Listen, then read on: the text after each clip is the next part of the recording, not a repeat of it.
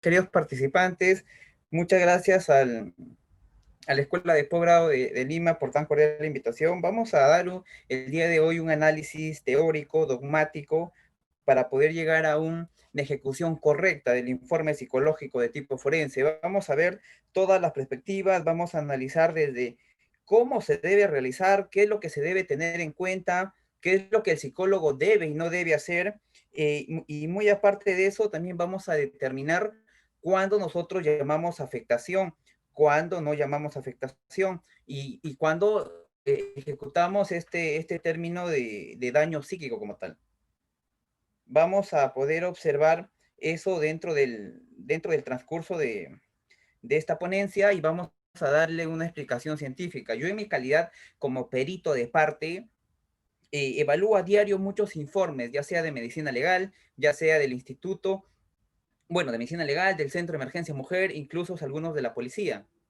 Y pues determinamos mediante un análisis científico ciertos errores que se van cometiendo dentro del proceso para poder ejecutar como tal un informe adecuado, un informe objetivo y un informe como nos pide pues el Código Procesal Penal, el artículo 172, que el informe tiene que ser científico, técnico y artístico. Vamos a hablar el día de hoy de todos estos procedimientos. Yo no sé si aquí hayan entre psicólogos, abogados o puro abogados, pero vamos a dar una explicación para las dos ciencias, para poder tener un conocimiento mejor. Venimos abarcando esta problemática de violencia ya y en últimos momentos ya va en aumento. Nuestro Estado siempre intenta intervenir desde sus programas que existen, desde la intervención, desde diversos ministerios, pero lastimosamente esto no están dando resultados. Por un lado tenemos nosotros al Centro de Emergencia Mujer, que hace un trabajo en primer orden con su equipo multidisciplinario, abogado, asistente social, psicólogo, intervienen para la ejecución de un trabajo objetivo en beneficio de la presunta víctima, en este caso la usuaria. Pero aquí hay un detalle, que usualmente los fiscales tienen este problemita, que cuando el Centro de Emergencia Mujer les emite un informe psicológico, también denominado dictamen pericial, cuando ellos lo reciben, dudan. ¿Y qué dicen? No, no sé, no creo, mejor hay que mandarlo a medicina legal, allá están los peritos. ¿Y qué hacen? Lo mandan a medicina legal. Estando en medicina legal, pues medicina legal genera otra evaluación a la presunta víctima. Y cabe la casualidad de que en el Centro de Emergencia Mujer arroja que existe una afectación psicológica, cognitiva, conductual, como nos pide la ley. Pero en medicina legal no tiene, ni reacción ansiosa tiene. Y ahí se genera este desbalance al momento de poder ejecutar este tipo de informe. Para nosotros poder determinar un informe psicológico se necesitan pues procedimientos para poder llegar a las conclusiones. Tenemos por un lado a los diagnósticos clínicos. Cuando yo hago referencia a los diagnósticos clínicos, son aquellos diagnósticos que encontramos dentro de nuestros manuales criterios de diagnósticos. El DSM-5, el CIE-10, así como el abogado penalista tiene su código penal para tipificar un delito, el psicólogo tiene su código de diagnósticos, que es el DSM o el CIE-10. Y aquí nosotros encontramos una infinidad pues, de trastornos que cualquier persona puede tener, desde lo más simples hasta lo más complejos y patológicos. Por otro lado, tenemos también al diagnóstico forense. Cuando yo hago referencia a un diagnóstico forense, estoy haciendo referencia a tres terminologías. La primera, una reacción ansiosa situacional. La segunda, una afectación psicológica. Y la tercera, un daño psíquico. Cada una de estas se va a ponderar, se va a ejecutar según el tiempo, duración y frecuencia de ciertas sintomatologías que la persona va a generar después del evento fáctico.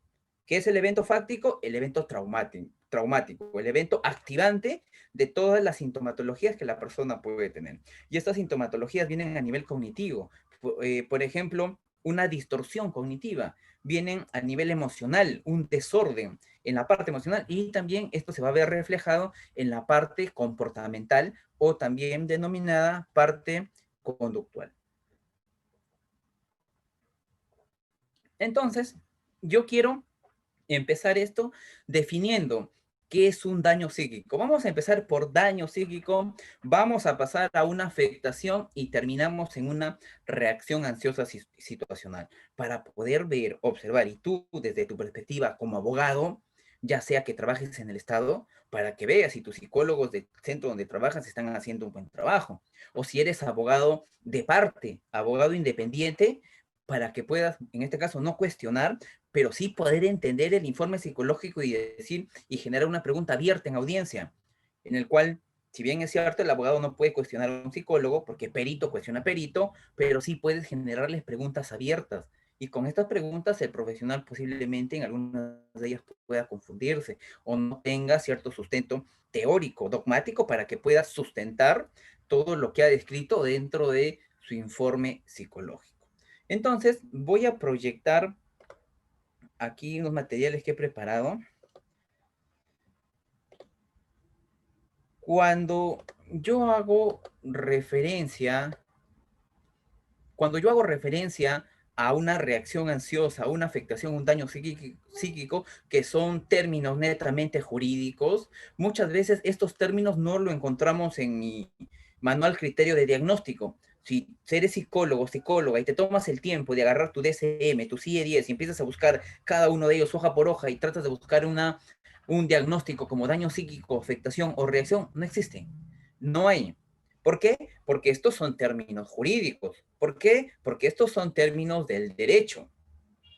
Pero si nosotros esto lo interpretamos, lo analizamos y damos una interpretación correcta, estamos hablando en el ámbito de la psicología de ciertos trastornos.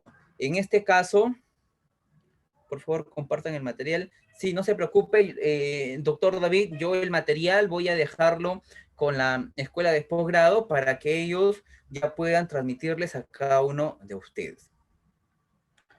En este caso, nosotros tenemos el diagnóstico clínico. Por ejemplo, cuando hablamos de una afectación psicológica, en la parte jurídica, en la parte clínica estamos hablando de un trastorno del estrés agudo. Cuando nosotros hablamos de un daño psíquico, en la parte clínica estamos hablando de un trastorno del estrés postraumático. Estos dos trastornos como tal están catalogados dentro del trastorno del trauma y del estrés, que es un trastorno nosográfico, porque dentro de estos están pues el trastorno del estrés postraumático, trastorno del estrés agudo, trastorno de adaptación, trastorno de la relación social desinhibida, trastorno del apego reactivo. Pero solo vamos a tocar estos dos. Y estos trastornos son netamente ambientales.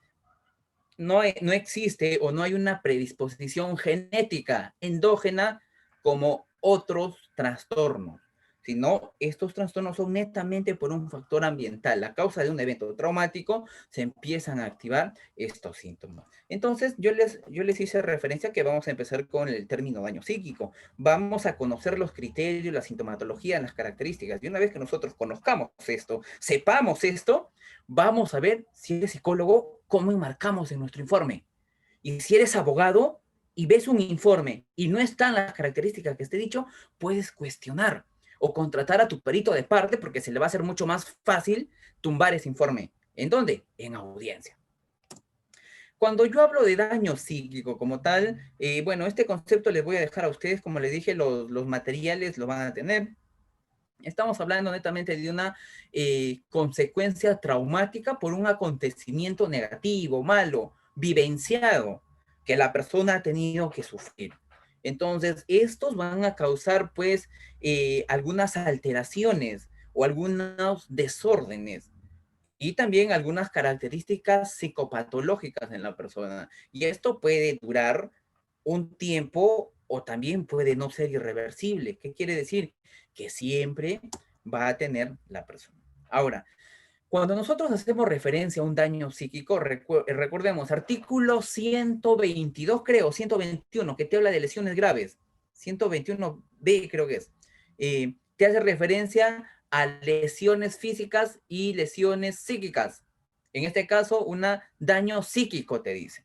Miren, te va a generar un daño psíquico por tres cosas. Uno, lesiones graves. Tú eres abogado, tú sabes a qué me refiero cuando te hablo de lesiones graves. Cuando están a punto de matar, una tentativa de feminicidio. tu marido agarrado te ha correteado con el cuchillo en todo el cuarto. 1. 2. Exposición a muerte. Y por último, violación sexual y o tocamiento sexual. Por una de estas tres cosas te va a dar un daño psíquico. Es por eso que toda menor o toda persona que ha sido vulnerada su esfera sexual va a pasar una evaluación de entrevista única en cámara Gesell. Y el objetivo del evaluador o evaluadora es poder determinar una afectación, incluso un daño. ¿Por qué?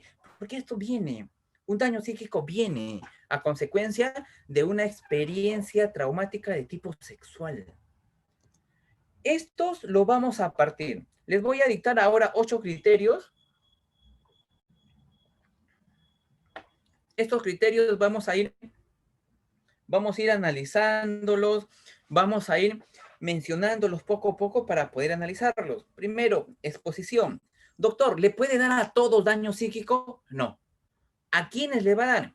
1, cuando la experiencia es directa contigo. ¿Qué quiere decir? El evento traumático te pasa a ti. Una señorita de 16 años fue secuestrada, llevada a un descampado, violentada sexualmente y después la botaron. Te va a dar un daño psíquico si la experiencia del suceso lo has experimentado tú. Otro, la presencia directa del suceso. Cuando yo hago referencia a la presencia directa del suceso, estoy haciendo referencia, no te ha pasado a ti, pero tú has sido partícipe, has visto, estamos post cuarentena, ya todo el mundo está saliendo, ya casi, por no decir que está la normalidad, ya casi todo está en la normalidad. Lo único que nos falta es sacarnos la mascarilla. Estás en un restaurante comiendo, todo bonito, baja pues el Brian de su moto, saca su fierro, su pistola y empieza a disparar. Y tú te tratas de cubrir, pero a ti no te llega ninguna bala y volteas y a la persona que está a tu atrás, pues está tirada con todas las balas dentro de su cabeza. La presencia directa del suceso te puede dar un daño psíquico. Tercero, exposición repetida a eventos traumáticos. Miren, cuando hablamos de daño psíquico, también un estrés postraumático, debemos de tener en cuenta que este trastorno fue creado por la guerra de Vietnam, en el cual los veteranos de guerra tenían sintomatologías psiquiátricas, en el cual no se sabía qué tenían. Y el DSM-1 lo catalogó como trastorno del gran estrés, DSM-1, que es el primer manual de diagnóstico, como decirte tu primer código penal, ¿ya? En la parte psicológica, tu primer DSM. En el DSM-2 borran ese término y nace nuevamente en el DSM-3 con el nombre de trastorno del estrés postraumático, que en la vía penal es un daño psíquico. Entonces, cuando yo hago referencia a una exposición repetida a un suceso traumático, estoy haciendo referencia a que la persona es expuesta varias veces. Años 80, nosotros, bueno, el Estado, el Perú, vivía un problema muy grande que se llamaba, pues, terrorismo, Sendero Luminoso, a través del liderazgo de Abimael Guzmán, en Andahuaylas, en Ayacucho, estaba empezando a florecer. Nuestro ejército peruano iba a combatir. ¿Y qué pasaban? Iban, se peleaban, volvían. Y habían varias personas que eran de la Cruz Roja.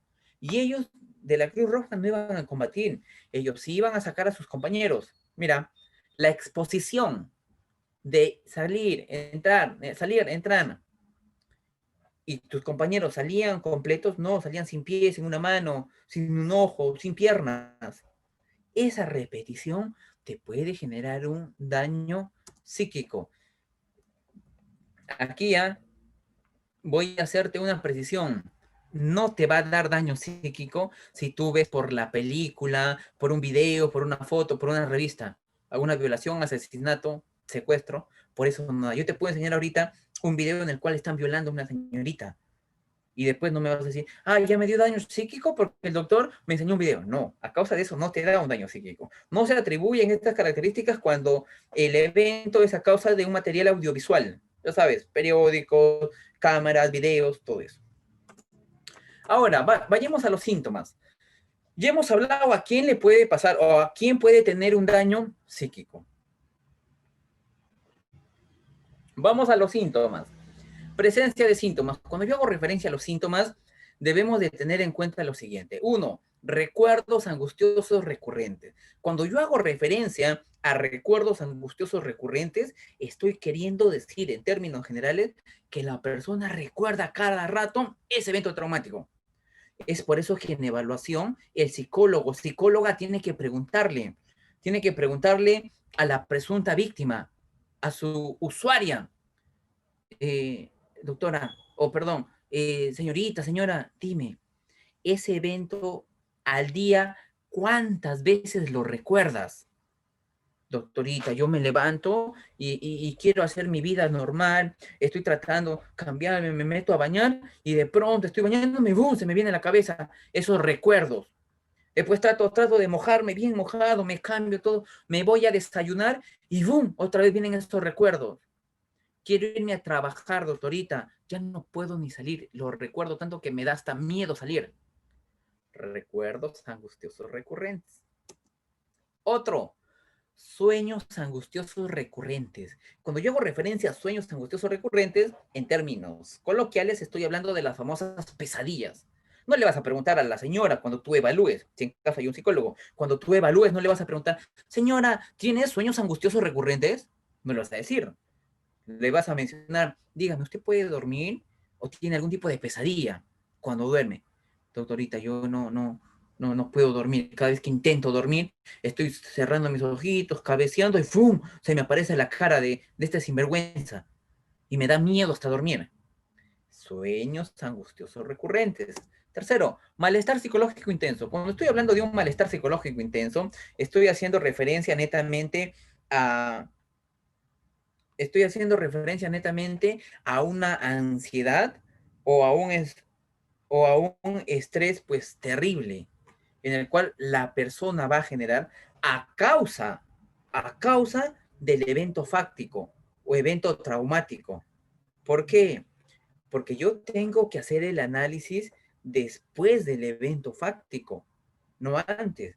Por eso es que en una evaluación psicológica forense se tiene que analizar varios aspectos.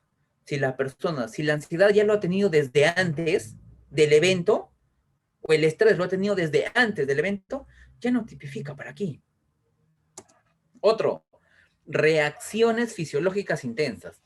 Cuando yo hago referencia a reacciones fisiológicas intensas, estoy haciendo referencia, miren, nuestro cuerpo es tan maravilloso, el cuerpo del ser humano es uno de las creaciones más perfectas que puede existir, que cuando te vas a enfermar, tu cuerpo te avisa. Las damas, cuando van a llegar a su etapa o periodo de menstruación, tu cuerpo te avisa.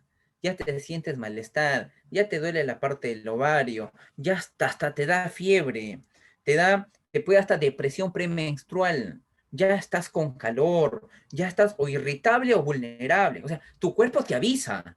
Dices, ay, ya me va a venir, ya me va a venir.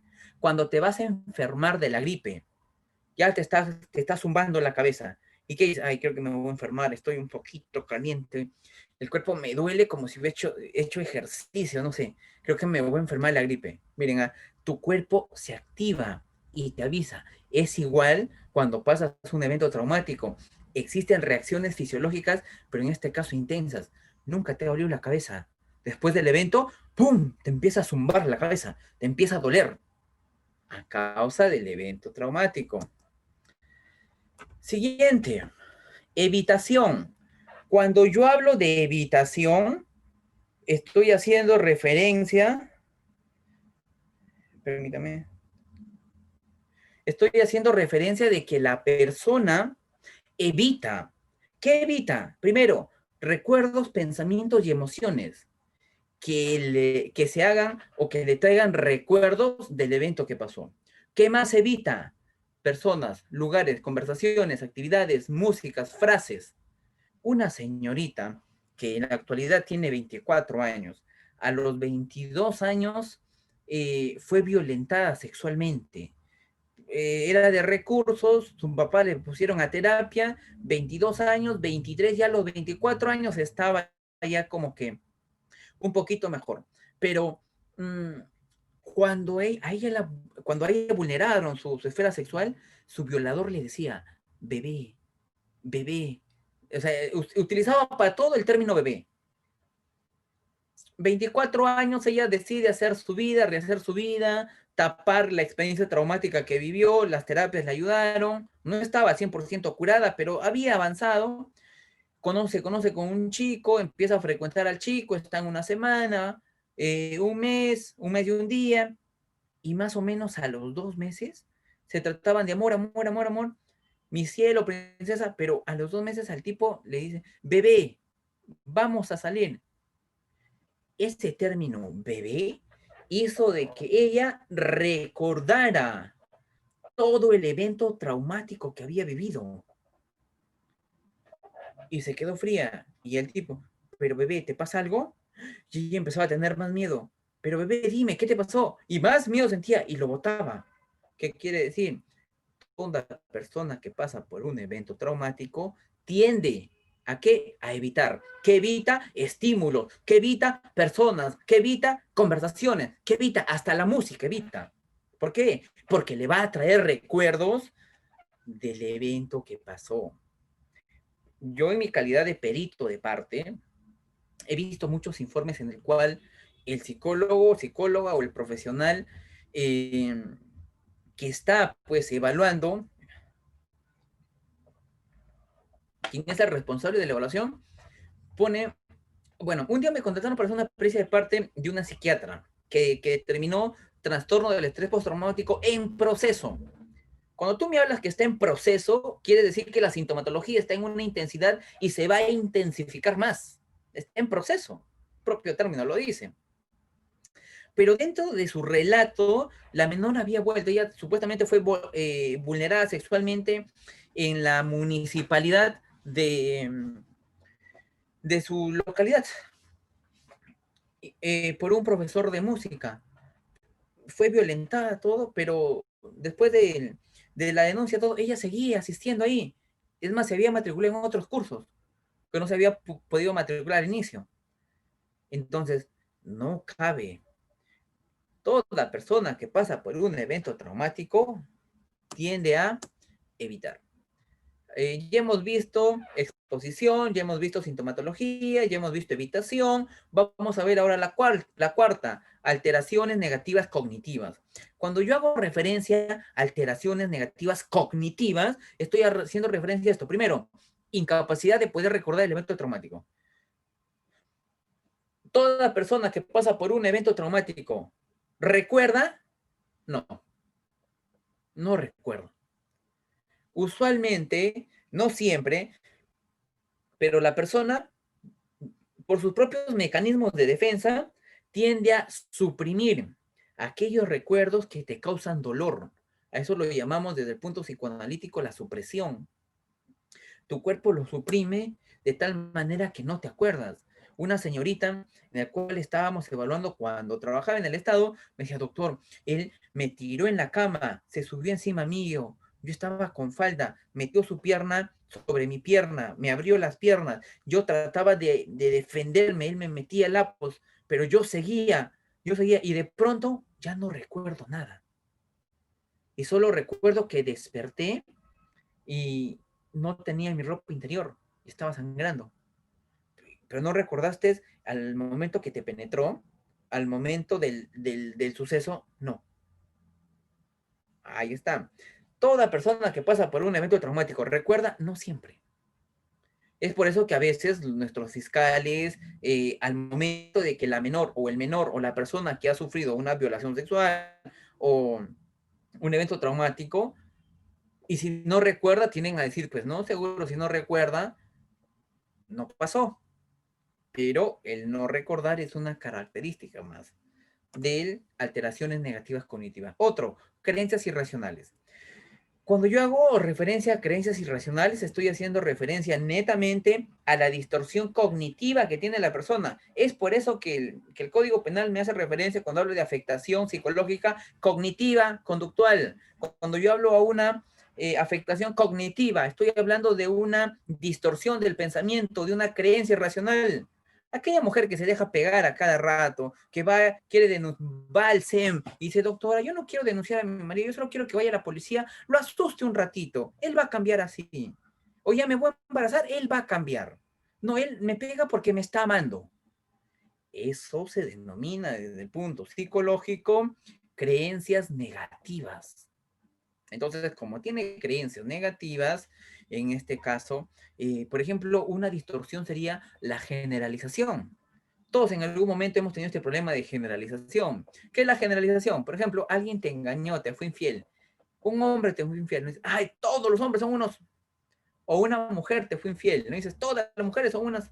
Eso se llama generalización, en el cual es una creencia irracional que nosotros generamos a raíz de un trauma. Otro, percepción distorsionada. Cuando yo hago referencia a una percepción distorsionada, hago referencia a lo siguiente. Una señorita a los 10 años fue violentada sexualmente por su tío. Pero ¿qué hacía el tío? El tío tenía un modus operandi. El tío venía, jugaba con la niña, después hacía que la niña se siente en su pierna. Y una vez que la niña se sentaba en su pierna, el tío agarraba y empezaba a agarrarla sus senos, después de sus senos su barriguita, después de su barriguita su vagina. Así era el proceso que este tipo seguía. El tío viajó, se murió, la niña ya no tiene 10, tiene 18 años. Ella va a la academia, regresa de la academia y de pronto cuando vuelve a la academia ve que su hermanita de 10 años está sentada en la pierna del primo que ha venido de viaje. Ella lo ve, se sorprende, va y la jala a la niña, vaya. En vez de saludar a alguien, de frente va a eso. ¿Cómo se denomina eso? Una percepción distorsionada. Otro, estado emocional negativo.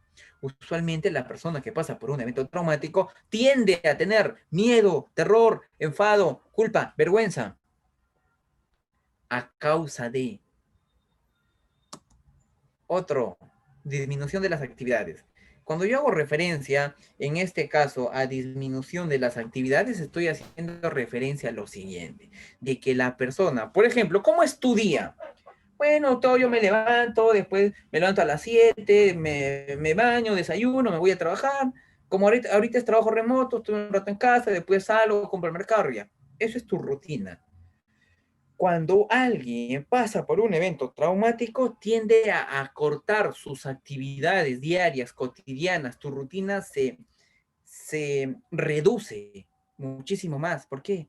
Porque los propios pensamientos negativos recurrentes, que ya lo hablamos, porque la propia evitación, que ya lo hablamos, hace de que tu círculo, de que tus actividades, de que tus planes se cortan. Pero eso no le vas a preguntar a la señora. Señora, ¿tiene disminución de interés de las actividades?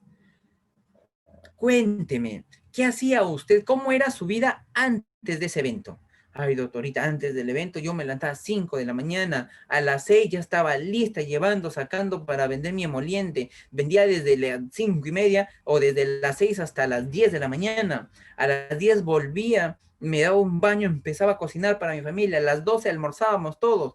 Ya a las 2 más o menos salía ahí a mi comadre, la visitaba, salía de ahí, me iba un rato al mayorista, compraba mis cositas para la noche. A las 5 ya regresaba a casa para preparar todo y a las 7 de la noche salía a vender nuevamente mi emoliente hasta las 11, 12 o hasta que se me acabe. Ya, eso es lo que usted hacía antes del evento, ¿sí? Ahora, después del evento, ¿qué hace? Ya no puedo salir. Me da miedo, doctora. Me da miedo que me pase algo. Ahí sabe. Disminución del interés de las actividades. Otro, desapego. Cuando yo hago referencia a desapego, estoy hablando netamente, la persona ha tenido un buen amigo, una buena amiga. ¿Y qué es lo que sucede? Ya no conversa con ella, ya no conversa con él, ya se alejó de la mamá, ya se alejó del papá. ¿Por qué? Por este evento traumático. Siguiente, alteraciones de la alerta. Miren, ya hemos hablado exposición, ya hemos hablado de sintomatología, ya hemos hablado de evitación, ya hemos hablado de alteraciones negativas cognitivas. 5. Alteraciones de la alerta. Cuando yo hago referencia a alteraciones de la alerta, estoy hablando de comportamientos irritables, arrebatos de furia, con o sin ninguna provocación. Son personas que después de un evento se vuelven renegones, irritables, gritan. ¿Cuántos somos aquí? A ver, los 20 que estamos, si nos volvemos a ver, te voy a preguntar, porque me voy a recordar los nombres cada uno de ustedes. Mira Cicatrices 1. Terminando así la conferencia, cuando terminemos ahí nomás, prepárate tu cenita, todo chévere, si quieres invita a la familia, a tu esposita, o la amiga, no sé, la novia. Pónganse un Zoom los dos y pónganse a ver la película Cicatrices 1. En esta película Cicatrices 1, tú vas a notar todas las sintomatologías que yo te estoy enseñando, que yo te estoy mencionando el día de hoy, todititas tiene la persona que actúa dentro de esta película. Tarea para ustedes. Otro, comportamiento imprudente o autodestructivo. ¿Cómo es un comportamiento imprudente, doctor? ¿Sabes qué? Agarra las pastillas, se mete 15 pastillas y se va a dormir. Comportamiento autodestructivo. Se empieza a tomar, se emborracha, así todo borracho, borrachita, va, saca el carro y se pone a manejar. Comportamiento imprudente. Otro, hipervigilancia.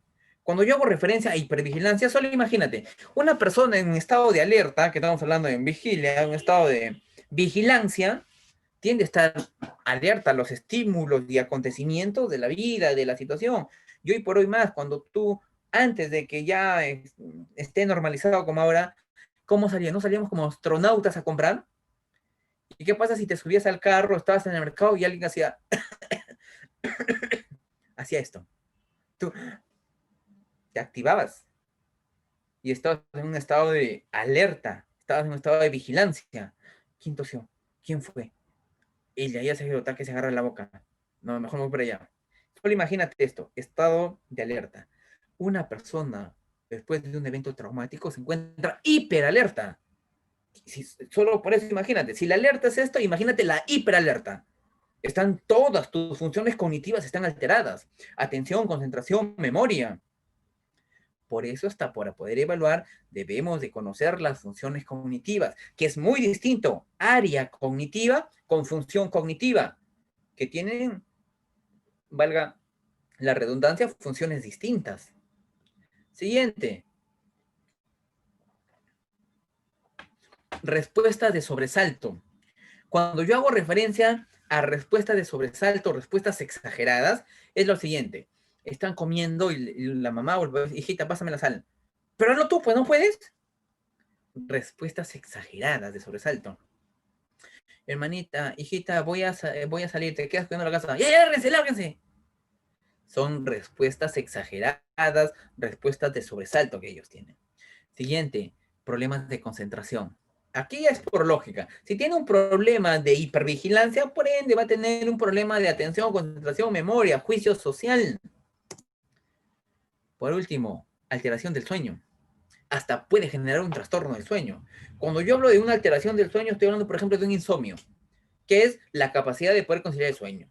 O también puede ser una hipersomnia. ¿Qué es la hipersomnia? Has dormido. A ver, por ejemplo, ya hoy día vamos a acabar a las 8 de la noche. Ya, a las 8 terminas, bueno, el doctor Víctor me ha dicho que voy a ver la película y te pones tu película, todo bonito, y estás bien, y te quedaste dormido. Hasta mañana, 8 de la mañana. Como es sábado, hasta las 9.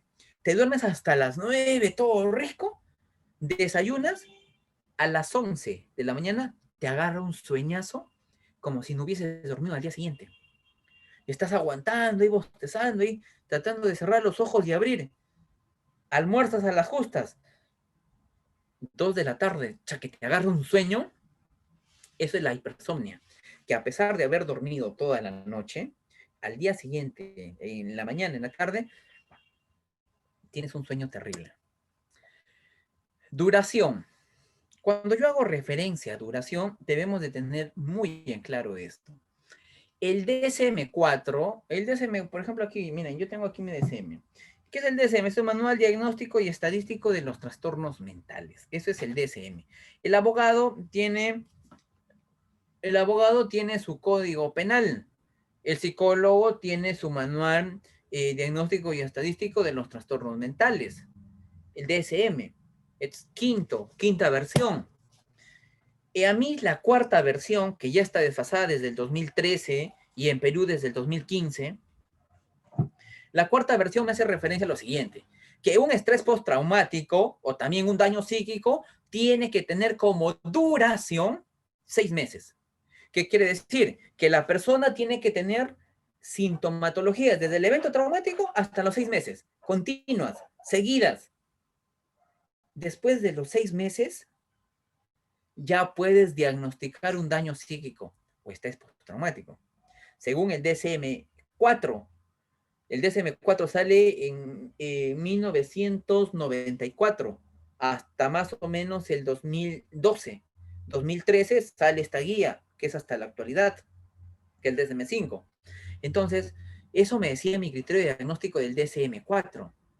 Duración, 6 meses.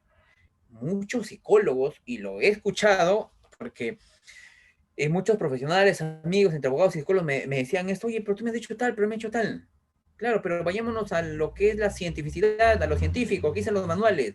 Mi palabra, si yo no he escrito algo, no he investigado algo, no he hecho un artículo, un libro o algo, equivale a cero.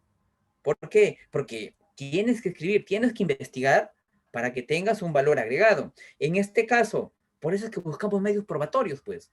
En este caso, a mí la guía del DSM-4 me dice 6 meses, pero la guía del el manual criterio de diagnóstico me dice, el 5 me dice un mes.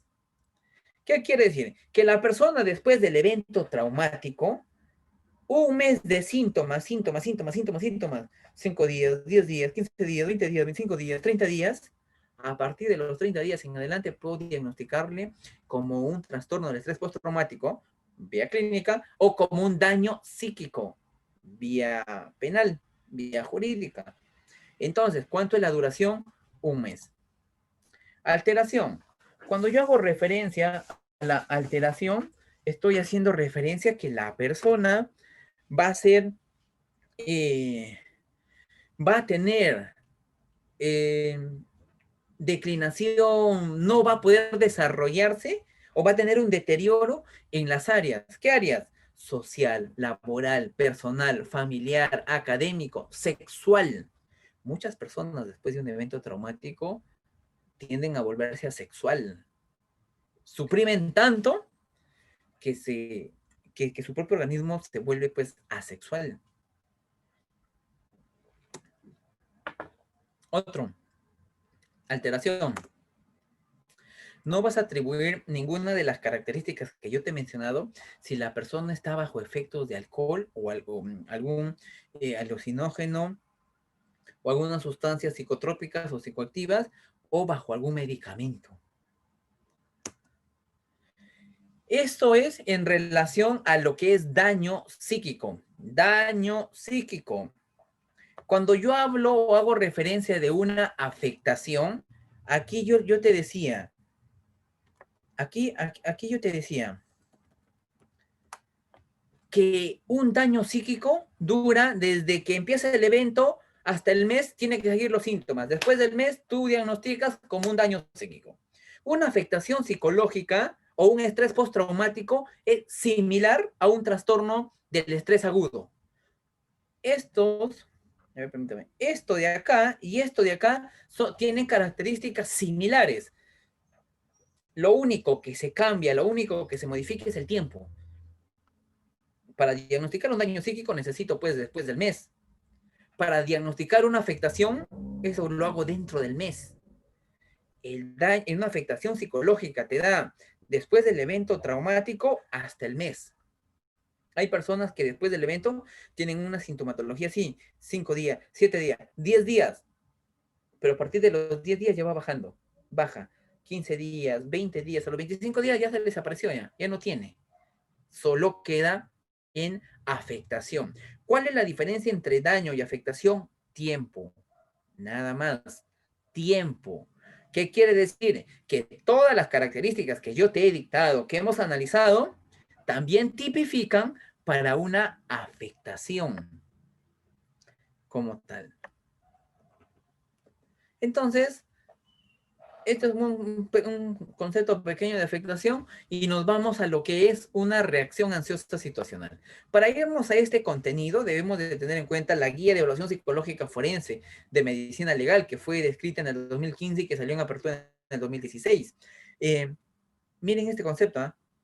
Respuesta de ansiedad ante un evento que el individuo percibe. Vamos a enmarcar este término, percibe, no que está pasando, percibe como amenazante. ¿Qué quiere decir? Antes del evento. Y esto se manifiesta en inseguridad, temor, preocupación, tensión. Y ojo, es pasajera y de corta duración. ¿Dónde encuentras esto? En la página 70 de la Guía de Medicina Legal. Ahora, desglosemos esto. ¿Qué es una reacción ansiosa situacional? Cuando yo hago referencia a una reacción simplemente es una activación. Te activas, eso es una reacción, activación. Ansiosa, la ansiedad te da antes, durante o después.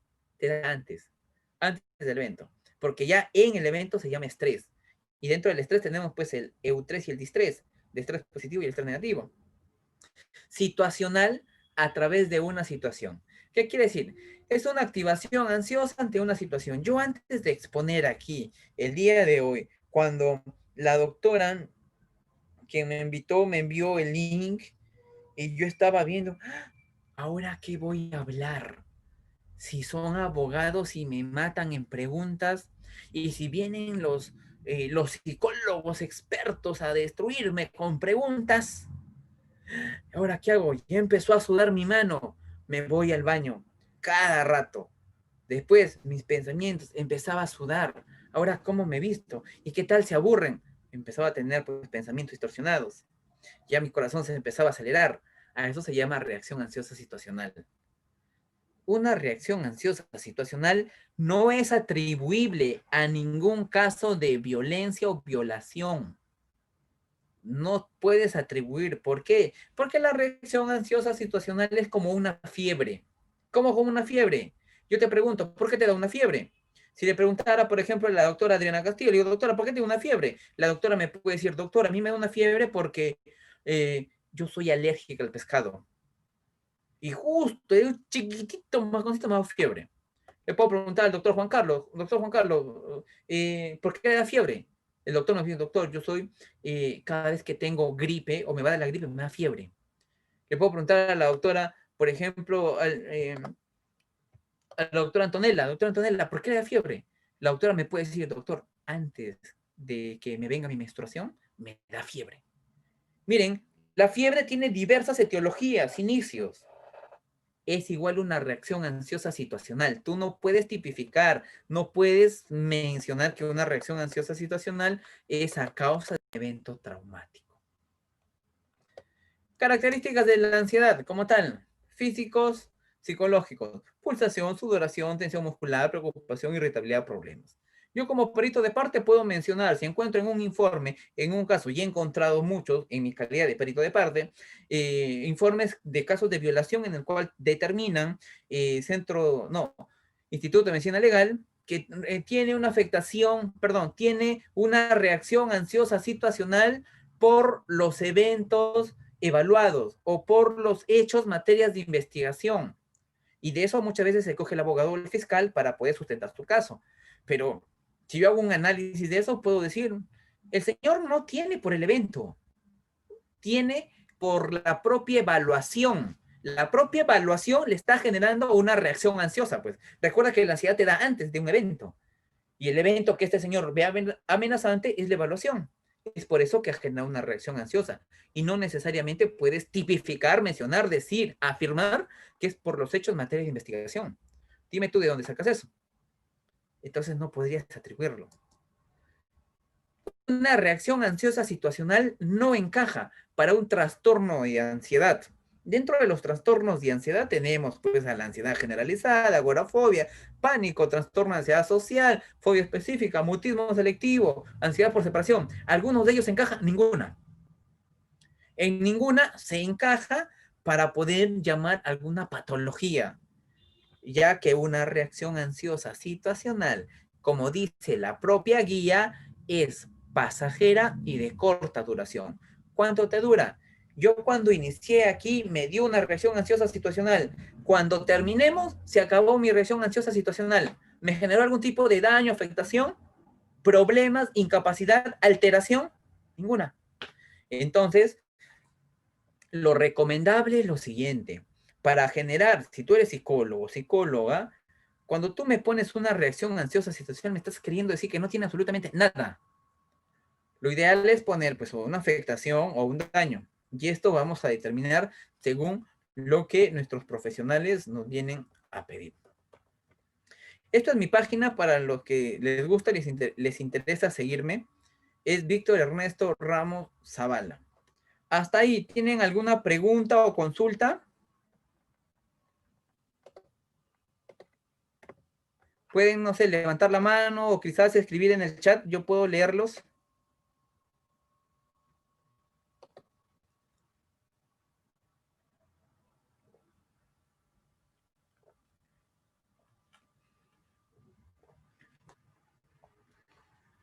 ¿Tienen alguna pregunta o duda?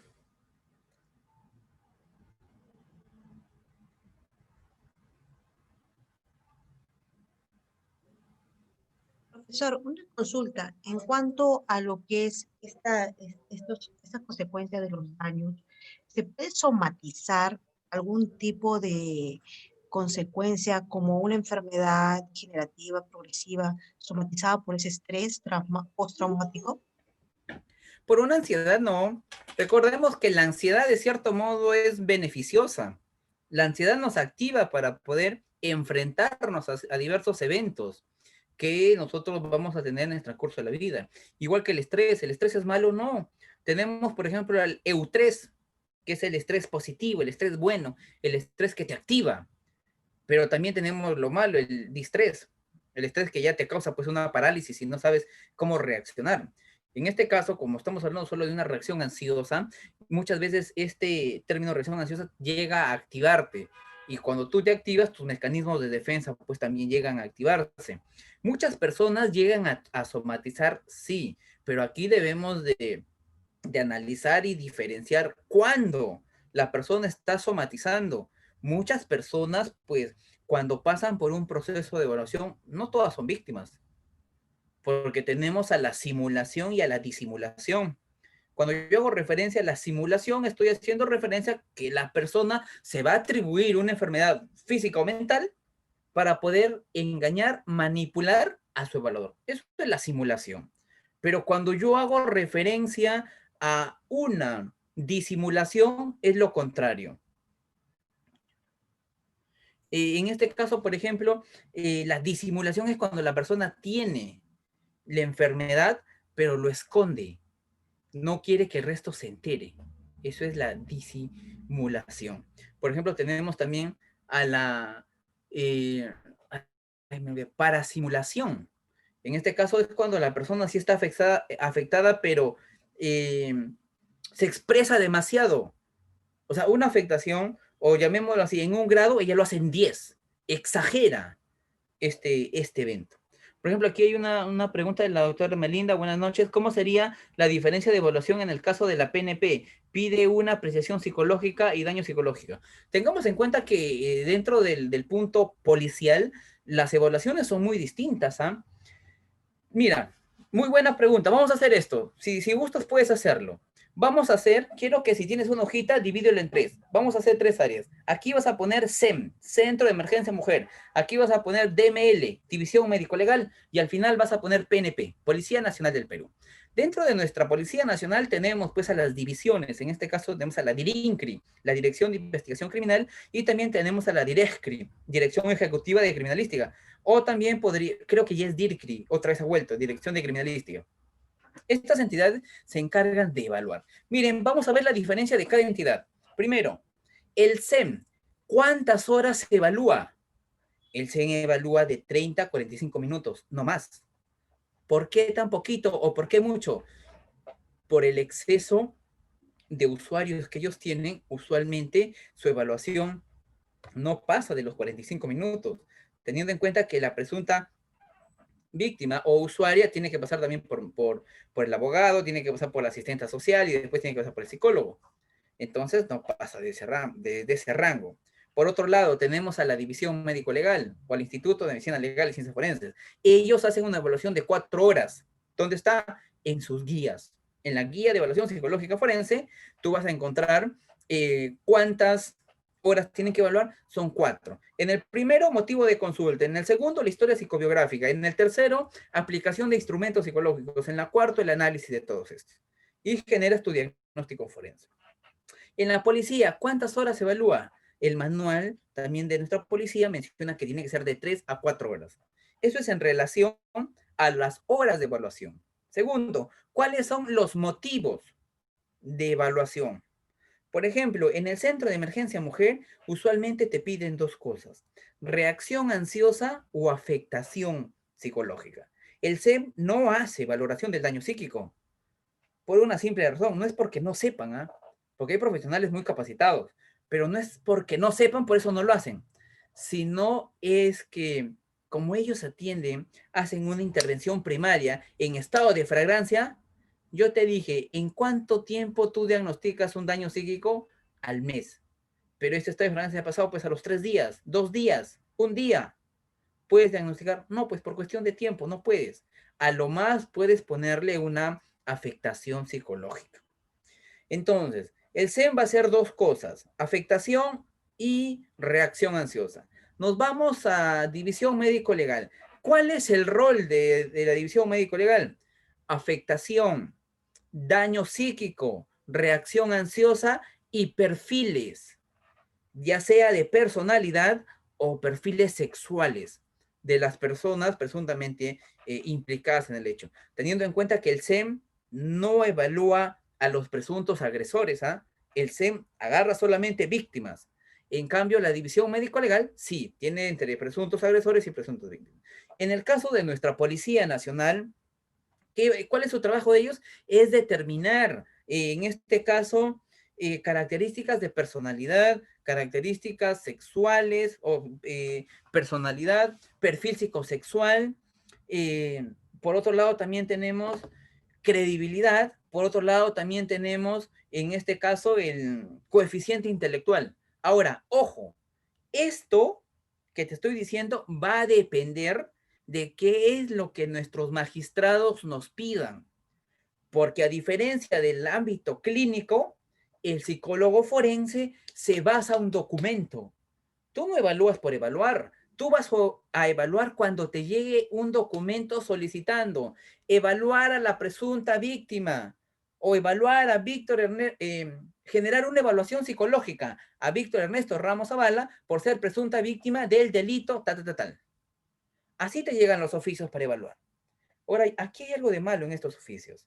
Uno dice generar una evaluación psicológica. Si aquí hay psicólogos, la pregunta es la siguiente: ¿qué entendemos por una evaluación psicológica? Cuando yo hago referencia a una evaluación psicológica, estoy haciendo referencia a que voy a evaluar personalidad, a que voy a evaluar inteligencia, a que voy a evaluar organicidad, a que voy a evaluar emociones o estado emocional. 4 tipos. En ninguna parte del documento te pide una afectación. Entonces, ¿por qué se pronuncian para una afectación? Si el informe claramente te dice generar una evaluación psicológica. Eso es una evaluación psicológica. Es que aquí está el punto. Muchos magistrados, muchos fiscales, muchos policías, en este caso de familia, no saben pedir, no saben qué términos se debe utilizar. Y yo como perito de parte utilizo esos términos ¿para qué? Para poder cuestionar al informe que, valga la redundancia, voy a cuestionar. Por eso me están contratando, para poder cuestionar, para poder quitar credibilidad al informe de los peritos del Estado. Entonces, desde ahí se marca. Usualmente, la policía, las divisiones, no tocan casos de violencia familiar. Esto más le compete al Centro de Emergencia Mujer y también le compete a la División Médico-Legal. Eso le compete a ellos. A nuestra policía le compete casos mucho más complejos, como por ejemplo feminicidio, trata de personas, división de búsqueda de personas desaparecidas, pedofilia, feminicidas, prostitución, o sea, casos ya muchas más, homicidios, robos, secuestros. Un caso de secuestro va a llegar al SEM. Un caso de secuestro va a llegar a pasar por una evaluación psicológica en medicina legal. No, usualmente estos pasan por una división. Y estas divisiones, pues exactamente la medicina legal y la policía y el SEM tienen a peritos calificados para poder ejecutar este tipo de trabajo. Y recordemos que todos nosotros, bueno, los que somos peritos, psicólogos, nos basamos a cómo nos piden el informe psicológico. Por eso es que a veces es un poco fácil poder cuestionar desde el inicio, ni siquiera con el informe, sino desde el inicio de cómo se ha pedido, se ha solicitado ese informe. Por ejemplo, una menor de edad, dentro de la evaluación, al psicólogo se le pidió afectación psicológica, se le pidió eso. El psicólogo se pronunció sobre inteligencia. No hay coherencia, a ti te están pidiendo una cosa y tú vas con otra. Eso es lo que se cuestiona. Recuerda que esto es un proceso objetivo. Está en tus manos que una presunta víctima se haga justicia para ella o que un presunto agresor o un agresor quede libre. Es por eso que a diferencia de la psicología organizacional, clínica, eh, penitenciaria, educativa, la psicología forense tiene que ser objetiva. Hasta ahí, no hay ninguna pregunta para continuar con la otra parte. Podemos seguir avanzando, profesor. Ya, vamos a continuar ahorita. Permíteme. Una evaluación. Recordemos que el tema del día de hoy es análisis. Es un análisis pericial a la evaluación psicológica forense. Entonces, para eso yo necesito saber un procedimiento, un protocolo, cómo debo de hacer. Un informe psicológico no se hace por hacer. Es muy distinto un informe clínico que un informe de tipo forense. Es muy distinto el procedimiento clínico que el procedimiento forense. Es muy distinto la ejecución de la parte clínica que la vía forense. Y eso debemos de conocer desde el marco penal, desde el marco procesal penal. Porque hasta para hacer el informe psicológico, mi código procesal penal me enmarca ciertos prototipos, me enmarca ciertas cosas que tiene que ir colocado en mi informe. Segunda cosa por la que te voy a cuestionar. El primero era el documento o la solicitud. Lo segundo, el marco procesal. Todo psicólogo forense está obligado, no en saber al 100% como un abogado, porque no somos abogados, pero por lo menos a conocer lo básico de el derecho penal, de a dónde nos estamos metiendo. Yo no puedo ir, yo no puedo viajar a un lugar sin conocer, o por lo menos sin haber visto antes cómo llegar. Tengo que por lo menos saber qué carro tomar, cuántas horas es, qué voy a visitar allá, qué voy a hacer allá. No me puedo aventurar. Eso es el problema de muchos profesionales. Como la psicología forense es muy llamativa, porque a la gran mayoría que he visto que trabajan en el Estado ahí ponen, no, I love you, psicólogo forense, I love you aquí en el trabajo, no sé qué cosas más. Eso es una cosa, pero la ejecución del trabajo de manera objetiva, esto es el verdadero trabajo, lo que nosotros podemos tener en cuenta. Entonces, tenemos, miren, tenemos una problemática tan grande, pero tenemos tres entidades que trabajan de manera individualista. Por un lado tenemos al Centro de Emergencia Mujer y el Centro de Emergencia Mujer tiene su propia guía, su propia estructura. Por el otro lado tenemos a Medicina Legal que tiene su famosa guía y es otra estructura. Y por otro lado tenemos a la policía que también maneja su propia estructura. Entonces son tres entidades que lastimosamente trabajan de manera autónoma para un mismo problema, que es violencia contra las mujeres y los integrantes del grupo familiar. Ley 3036-4. Entonces, como este es el problema, en el proceso de familia, justo que me antecediera pues mi maestro y mentor, Manuel Bermúdez Tapia, en el cual ha sido mi mentor, es mi mentor, y converso mucho con él en el cuestionamiento del procedimiento, de cómo se ejecuta o cómo ejecuta nuestro Estado una mala praxis al momento de tener en estos casos medios probatorios psicológicos, porque hay muchos vacíos. Entonces, nosotros vamos a tocar, el día de hoy vamos a señalar el modelo de medicina legal. ¿Te va a servir? Sí, te va a servir. ¿Puedes tomarlo? Por supuesto que sí. ¿Quieres conocer más? Vete a la ley 3036-4, artículo 26, y vas a ver dentro de ese marco qué entidades son responsables de poder ejecutar este tipo de trabajo. Ahora, ¿qué es lo que nosotros debemos tener en cuenta en el informe? Primero, protocolo de pérdida psicológica, número. Todo oficio tiene un número, solicitado por Fiscalía, por la PNP, por la comisaría. ¿Quién te está solicitando? Otro, oficio. Esto nunca puedes olvidarte. ¿Eh? Otro, tipo, delitos contra la libertad sexual, violencia familiar, violación sexual, tocamientos indebidos. Ahí tienes que plasmar. Datos de filiación. ¿Qué voy a pedir en datos de filiación? Por ejemplo, en datos de filiación, nombres, apellido, sexo, pero no, un día le pregunté a una, ¿verdad? Sexo, sí, todo 3 veces al día. No, ese tipo de sexo no, sino tu género, lugar de nacimiento, fecha de nacimiento, edad, estado civil, grado de instrucción, ocupación, religión. ¿Qué, doctor? ¿Hasta religión? Claro, porque hay muchas personas que por su propia dogmática, por su propia religión, tienden a tener algunos pensamientos diferentes al resto, muchos de ellos distorsionados.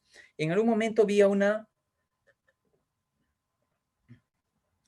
iglesia por internet que vendía certificados de virginidad, que si tú no tenías esos certificados, tú no podías casarte. Tenías que tener tu certificado de virginidad. Y si no lo tenías, ellos te lo vendían a $2,000. Y podías vender, pues, podías adquirir esto. Otro, mencionaba, ¿no? La mujer está hecho para estar siempre con el hombre. Mujer que estudia o trabaja es del diablo, decían. Otro, quien escribe con la izquierda, escribe con el diablo. Yo decía, pucha, yo soy zurdo, ahora ya me fregué. Entonces, muchas incoherencias, muchas distorsiones que generan. Por eso es muy importante preguntar qué religión es, católica o cristiano, adventista, pentecostés, musulmán, mormón, testigo de Jehová, evangélico. Todo eso se va tipificando. Dominancia, izquierda o derecha. Domicilio, bueno, procedencia ya lo tenemos, podemos volver a copiarlo. Domicilio actual, ¿dónde vive? Informante, en este caso el informante es cuando es menor de edad. Informante, la madre. Informante, el tutor. Informante, el padre. Pero cuando son adultos, omites esto.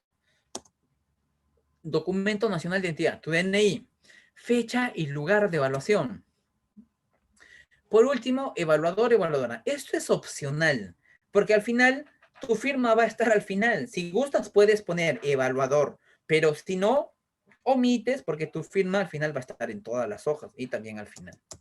Una vez que hemos enmarcado esto, nosotros tenemos que ponernos a hacer lo que es motivo de evaluación o motivo de consulta. Dentro de motivo de evaluación o motivo de consulta, debemos de tener en cuenta estas preguntas. Estas preguntas no podemos dejar de lado. ¿Por qué? Porque estas preguntas nos van a ayudar a nosotros a poder determinar de manera más ordenada, de manera más objetiva, de manera más enriquecedora información para sustentar los hechos. Por ejemplo, ¿qué pasó? ¿Quién fue? ¿Cómo pasó? ¿Cuándo pasó? ¿Con qué pasó? ¿Por qué pasó? ¿Qué pasó, ceñito? Cuénteme, ¿por qué está aquí? Doctorita, me acaban de sacar el ancho. Yo siempre viene este miserable y siempre me pega.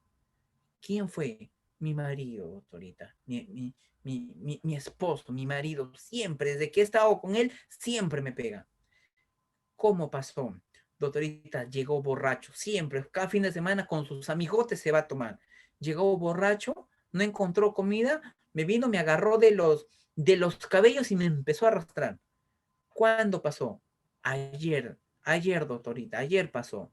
¿Dónde? En mi casa. Tuvieron que venir los vecinos y nos han sacado a los dos porque yo también me he defendido. ¿Con qué fue? Doctorita, primero me daba con sus puños, después agarró ahí un palo y con el palo me daba. ¿Y por qué? Él es un borracho, doctora. No, ya no sabe controlarse, no sabe parar. Miren, ¿ah? Con el qué, cómo, cuándo, dónde, estoy generando información enriquecedora para poder describir mi motivo de consulta. Ojo, tú eres abogado, pregunta esto si ves algún informe. Si en un informe escribes en tercera persona, estás frito, pescadito.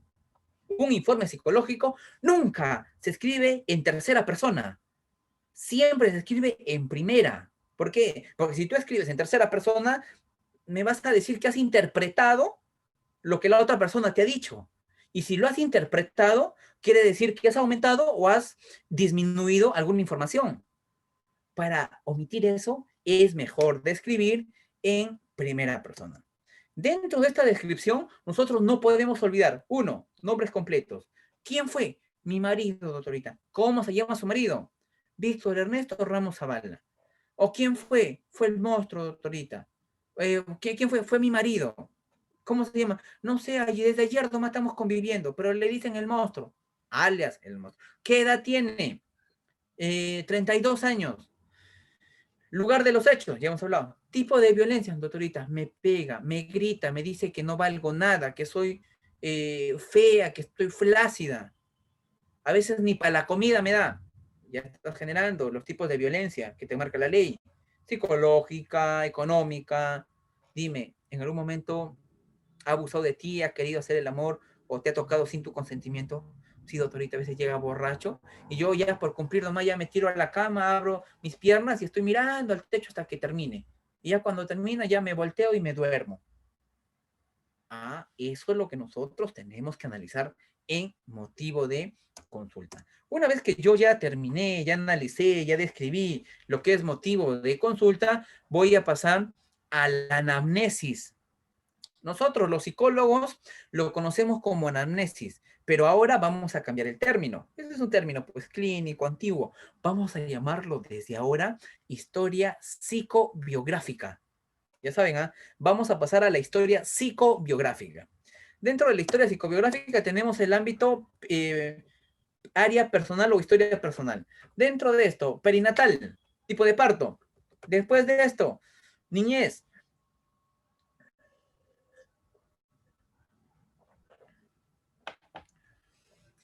Cuando yo hago referencia a niñez, voy a hacer referencia a lo siguiente. Primero, características comportamentales. ¿Cómo es la persona? Dime, ¿cómo eras cuando eras niña? Doctorita, yo era muy alegre, me gustaba salir, el campo. ¿Cómo era tu desarrollo? ¿Te sociabilizabas bien? ¿Te juntabas con los otros niñitos o tenías miedo? No, doctorita, yo he sido bien terrible. Me saltaba, me caía, me levantaba, jugaba, era muy expresiva. ¿Cómo era tu estilo de crianza? ¿Cómo te castigaban cuando te portabas mal? Mi papá era malo, doctorita. Mi papá agarraba un palo cada vez que llegaba y no encontraba la casa algo, nos pegaba con eso. Miren, ¿ah? Con todo esto, yo ya estoy logrando obtener, estoy visualizando qué tipo de personalidad, perdón, qué tipo de estilo de paternidad tiene la menor. Y teniendo en cuenta el estilo de paternidad, voy a poder predecir su tipo de personalidad. El tipo o el estilo de paternidad va a generar esto, que el tipo de personalidad.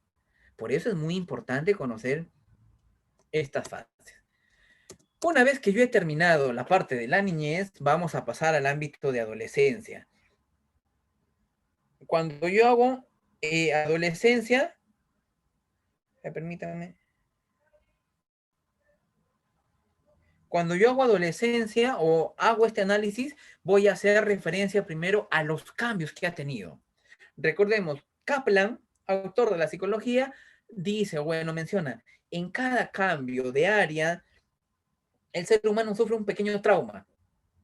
Por ejemplo, de inicial a primaria, un primer trauma, pero automáticamente logras adaptarte, con tal que ese trauma disminuye y desaparece.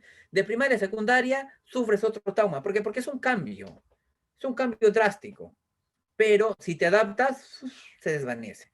Entonces, yo tengo que preguntar qué tipo de cambios ha tenido la persona dentro de su desarrollo.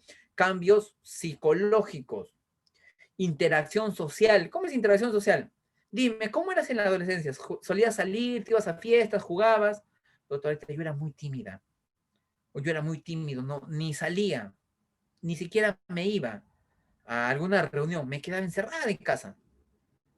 ¿Cumplías las reglas? No, doctorita, yo me escapaba. Mi papá se dormía y me iba por el techo, me iba a la fiesta con mis amigas.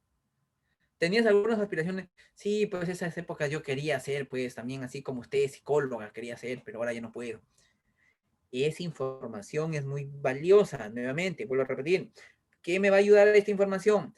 A poder descubrir su tipo de personalidad que tiene en la actualidad. Y que esa personalidad yo tengo que describirlo. Y después de describir esa personalidad, voy a describir la distorsión que ha tenido por el evento traumático. Adolescencia.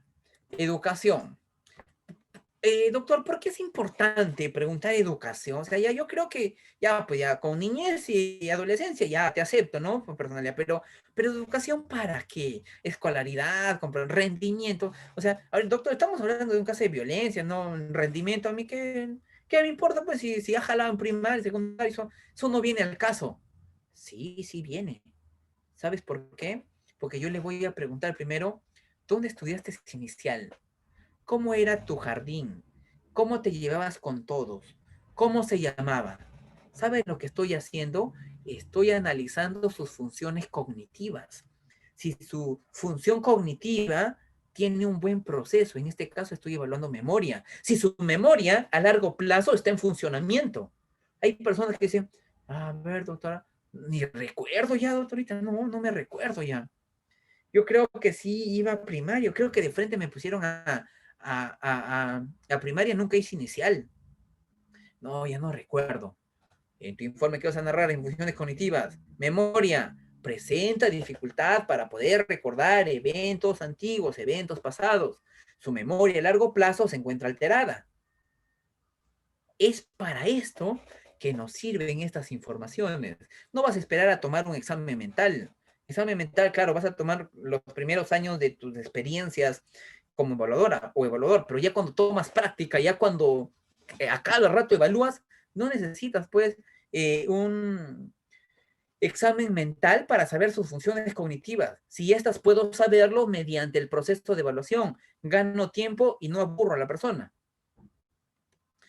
Y aquí voy a preguntar inicial, voy a preguntar primaria, voy a preguntar secundaria, voy a preguntar superior, si en caso la persona tenga grados o estudios superiores. A ver, permítanme, me estaba sirviendo un vasito de agüita. Ya. Una vez que ya yo terminé educación, vamos a pasar a trabajo. En el ámbito de trabajo, lo que yo voy a hacer es lo siguiente. Voy a mencionar nuevamente, ¿a qué edad empezaste a trabajar? ¿Cuántos tipos de trabajos has tenido? ¿Cómo ha sido tu estabilidad? Doctorita, yo cada 3 meses cambiaba de trabajo. Cada 2 meses me iba a otro trabajo. ¿Ah? 2 meses a otro trabajo. Entonces esta persona es demasiado inestable.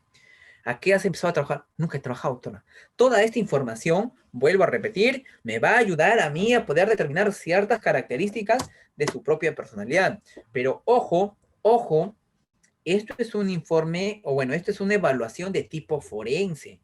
Por ende, la persona viene muchas veces predispuesta a engañar, a manipular, ya sea presunta víctima o presunto agresor. Tienden a venir para poder engañar, manipular, mentir, cambiar de versión. Y existen en la vía práctica los peritos de oficio, como los de parte, tienen estrategias y herramientas para poder adquirir, conocer, obtener información sin que la otra persona se entere y empiezas a tener información relevante al caso. Incluso mediante una evaluación y análisis de sus gestos y microgestos, puedes determinar si la persona en este caso tiende a poder llegar a mentirte. Esto es la diferencia entre un psicólogo forense y un psicólogo clínico. El psicólogo clínico, tu paciente te busca. Hasta tu paciente dice, doctorita, ¿cuánto me vas a cobrar? No importa que sea caro, yo te voy a pagar, pero ayúdame. En la parte psicológica, tu paciente te busca. En la parte forense, no. En la parte forense, toda persona es obligada a pasar. ¿Por qué? Porque está bajo un proceso penal, porque está bajo un proceso en el cual obligatoriamente tiene que pasarlo.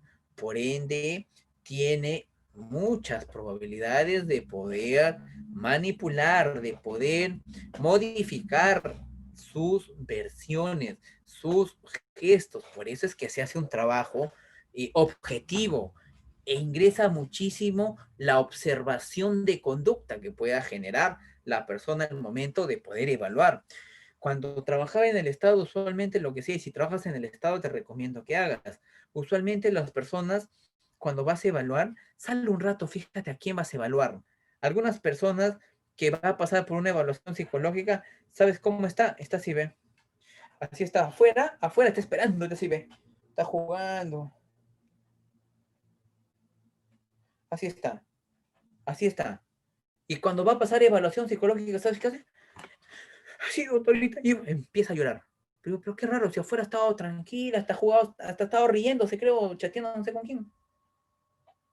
Eso debemos de darnos cuenta antes, durante y después de una evaluación, porque con eso vamos a ayudarnos a poder determinar. Permítame, voy a cargar esto. Eso nos va a ayudar. Ahora, cuando yo hablo en la vía laboral, ya saben, vamos a tener en cuenta este procedimiento. Inicio. ¿A qué edad iniciaste a trabajar? ¿Cuántos tipos de trabajos has tenido?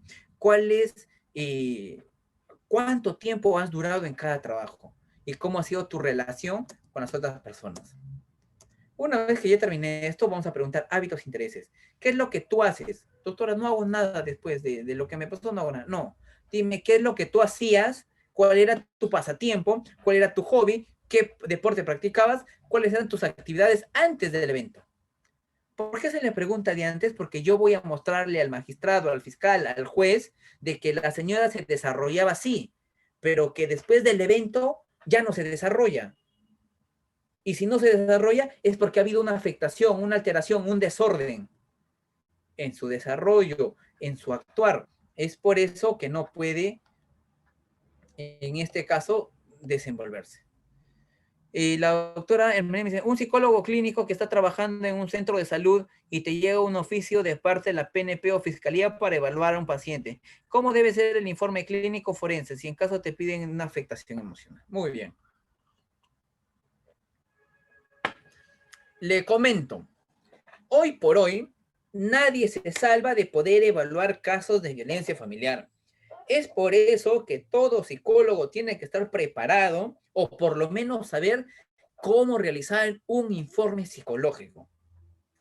Ahora, si te llega un caso de la PNP o te llega un caso de la fiscalía, es usualmente, y si llega a un centro de salud, es porque no existe medicina legal y no hay centro de emergencia mujer. Y lo más cercano es un puesto, un centro o un hospital para que te pueda llegar. Ahora, la ley 3036-4, artículo 26, dice que los certificados o los informes de los centros de salud son medios probatorios en caso de violencia familiar. ¿Qué quiere decir? Que tu informe sí vale. Ay, no, doctor, pero yo no soy psicóloga forense, doctor, yo soy clínica, o sea, hay que mándele pues a un forense. Eso dirás tú, pero el juez no te dice eso y la ley tampoco. Y si tú no quieres evaluar, pues te van a multar con un UIT, más o menos 4.200 soles. Entonces lo ideal es que tú sepas y conozcas el procedimiento. Ahora, ¿cómo debe ser el informe clínico forense? Tiene que ser un informe forense. ¿Sabes por qué? Porque ya hay un documento de por medio, hay una pericia que dice, hay un documento que te está mencionando que tienes que generar una evaluación para determinar una afectación. Entonces, tu informe tiene que ser un informe de tipo forense. Usualmente en la parte clínica lo que suele o se realiza es una impresión psicológica. ¿Qué es una impresión psicológica? O los famosos tamizajes. ¿Qué haces? Un grupo de personas cada 10, 15 minutos tamizas. ¿Cómo estás? BIF o el DIT, no sé, otros términos que utilizan el tamizaje. Haces eso y archivas. No escribes ni media hoja, solo pones el nombre de la persona, cómo está y plum, nada más. Y eso lo archivas en su historia. Eso es una impresión psicológica. Lo que en este caso se tiene que hacer es un informe. ¿Qué procedimientos tiene que seguir? Lo que te estoy dando el día de hoy. Y por cierto, lo recomendable es que no te pronuncies a una afectación emocional. En el Código Penal no existe afectación emocional, no existe afectación cognitiva conductual. Entonces, para que no tengas problemas, conflictos o dificultades, lo ideal es que te pronuncies a una afectación psicológica. Y dentro de esta está pues la cognitiva, la emocional y la conductual. Es mucho más completo, es mucho más objetivo y vas a tener mucho más recursos para que tu informe no sea cuestionado. Una vez que nosotros ya acabamos hábitos e intereses, nos vamos a pasar a la vida psicosexual. En estos casos, vamos a tener en cuenta, si es un presunto agresor, aquí vas a tener que preguntar un montón. Ay, no, doctor, es que me da vergüenza. Y tú preguntas, además. Aquí no tenemos de recaudar información en la parte sexual. ¿Por qué? Porque la persona ha cometido un delito de tipo sexual. Por ende, es acá donde nosotros tenemos que preguntar, masturbación, ¿a qué edad empezó su vida sexual? Si se masturbaba mirando películas, revistas o teniendo prendas íntimas, ¿de dónde conseguía esas prendas íntimas? ¿Cuándo empezó su vida sexual? Tipo de posición, ¿cuánto duró? Separaciones, iba a casa de citas, no iba a casa de citas.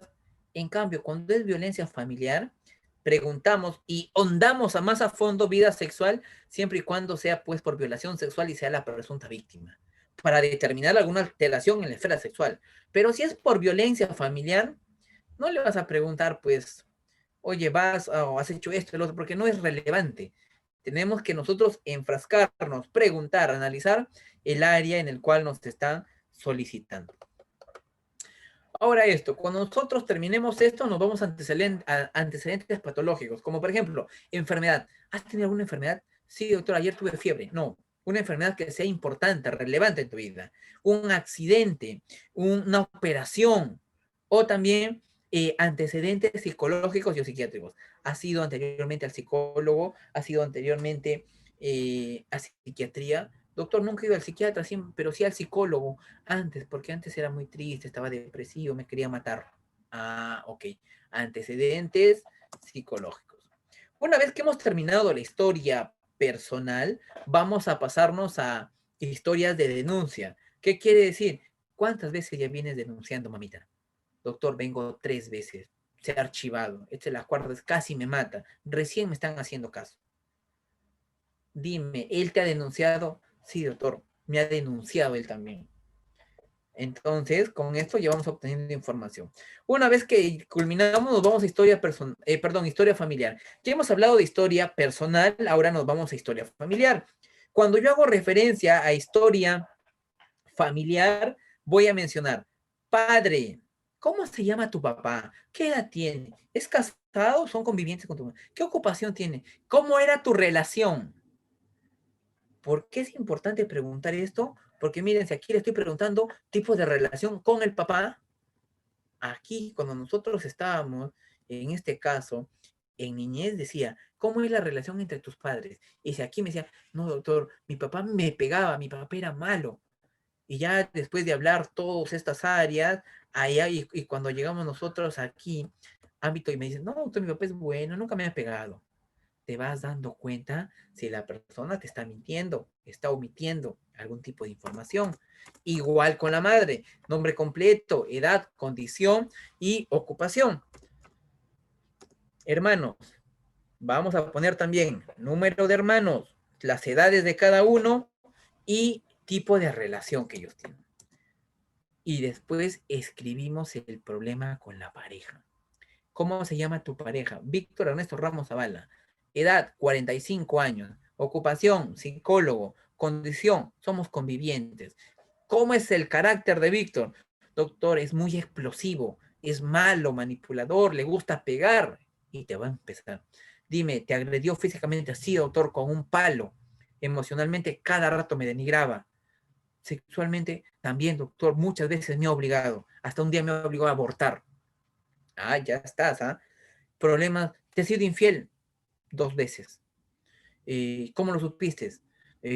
Un día encontré en su camisa, estaba con otro perfume, había marcas. Un día se fue a bañar y vi en su espalda que habían marcas de uñas. Pero si a mí no me toca, ¿de dónde va a sacar eso, doctor? Ya vas teniendo información. Hijos, si en caso los hubiera, pones. Si en caso no, se omite. Una vez que hemos terminado esto, vamos a la dinámica familiar. Cuando yo hago referencia a la dinámica, vamos a describir la vivienda actual de la señora. Tipo de vivienda, cómo es su espacio, relación entre sus miembros, patrones de violencia. Si se supone que aquí me ha dicho en pareja, a mí me ha dicho algunos tipos y características y antecedentes de violencia, cuando yo le pregunte aquí, tiene que corroborarme.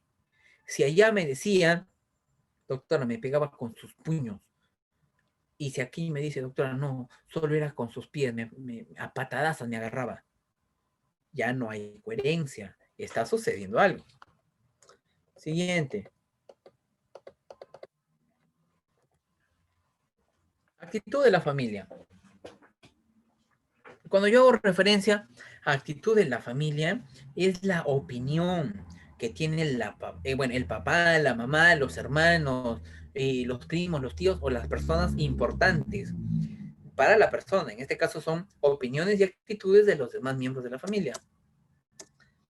Y lo más importante también, la actitud personal. ¿Qué buscas tú con todo esto? Doctorita, yo lo amo, yo solo he venido a que el policía vaya a mi casa y lo asuste. Yo no quiero pasar, yo no sé ni por qué estoy aquí. Miren la distorsión de la persona. Otro, doctorita, lo odio, quiero que se pudre en la cárcel, quiero que se vaya preso. ¿Ves la percepción distorsionada que pueda tener? Instrumentos psicológicos. Cuando nosotros hablamos de instrumentos psicológicos, debemos tener en cuenta que estos instrumentos psicológicos tienen que ser de dos ámbitos. Tienen que ser psicométricos y tienen que ser proyectivos. Muchos de los profesionales solo están acostumbrados a tomar instrumentos proyectivos. El test de la figura humana, la persona bajo la lluvia, la familia, el test de la familia Corman, Copis. O sea, son proyectivos, son dibujitos. Un instrumento proyectivo es interpretativo. Por ser interpretativo, es subjetivo. Y por ser subjetivo, lo subjetivo no ingresa en el ámbito penal. Tú por una subjetividad no puedes meter preso a alguien, por un creo, o porque a mí me parece. Para eso tienes que tomarle una prueba proyectiva y también pruebas psicométricas. Doctor, ¿qué pruebas le aplico? Vete pues a tu guía. En la guía, en la página 123 y 124, te marcan 43 instrumentos psicológicos para que tú puedas ejecutar este tipo de trabajo. Y estos 43 instrumentos están a nivel intelectual, emocional, familiar, de personalidad, para que tú puedas ejecutarlo. Lo más importante aquí, cuando nosotros hablamos de esto, vamos a hablar de... Permítanme. Vamos a hablar nosotros netamente de una observación de conducta. Dentro de la opción de la observación de conducta, que es muy importante, vamos a determinar primero la apariencia física. Cuando yo hago referencia a la apariencia física, estoy haciendo referencia a cómo la persona ha llegado, cómo la persona ha venido, cómo la persona está físicamente vestida para la evaluación. Hay personas que en pleno calor, en pleno sol, vienen pues con abrigadas, con chalina, con una polera, están recontras abrigadas. Hay otras personas que en pleno frío están con vivirí, con chorcito, personas que acarrean bolsas de basura. Eso ya me está queriendo decir algo.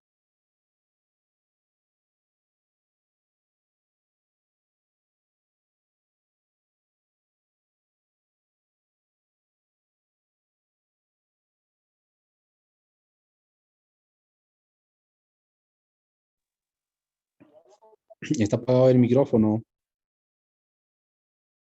Muchas gracias, doctor. Yo tengo que, esta parte de descripción actitudinal es muy importante porque yo voy a tener que describir el antes, durante y después. El antes, cómo estaba la persona antes de la oración, durante, la predisposición que tiene, y después, cómo se fue. Vuelvo a repetir, hay personas que cuando están en evaluación hasta te suplican, se arrodillan, yo soy la víctima. Y cuando ya se van, Se limpiaron, agarran su celular, se ponen a hablar. O están normal hablando. Debemos de poder analizar todo ese procedimiento. Una vez que nosotros ya hemos culminado con eso, nos vamos al análisis de las funciones cognitivas. Doctor, ¿de dónde voy a sacar esto? ¿Le tomo un examen mental? ¿Le tomo alguna prueba, algún instrumento? No, ¿para qué? Si todo esto tú ya lo has venido obteniendo desde que empezaste tu motivo de consulta. Nivel de conciencia, si está orientado en tiempo, espacio, persona. Atención y concentración. ¿Qué es la atención? ¿Qué es la concentración? Mantenerse ahí. Lenguaje. Voz baja, moderada, alta. Fluida, entrecortadas, adecuada. Memoria. Pensamiento. Aquí en pensamiento tienes que tener mucho cuidado porque esto va a depender también de la edad de la persona. Una persona de 6 años no es igual su pensamiento que una de 10, que de una de 15, que de una de 40. Esto vas a poder determinar según pues las funciones, las teorías, los dogmas que existen en relación a esto. Juicio social y nivel cultural e inteligencia. Doctor, pero ¿por qué voy a poner nivel cultural e inteligencia si no le he tomado ningún instrumento de inteligencia? Claro, no le has tomado, pero tú tienes una impresión. Si la persona pues se ha logrado desenvolver, responde, tendrá una inteligencia normal promedio, o normal promedio alto, o normal promedio bajo. Porque a mí no me están pidiendo saber el coeficiente intelectual de la persona.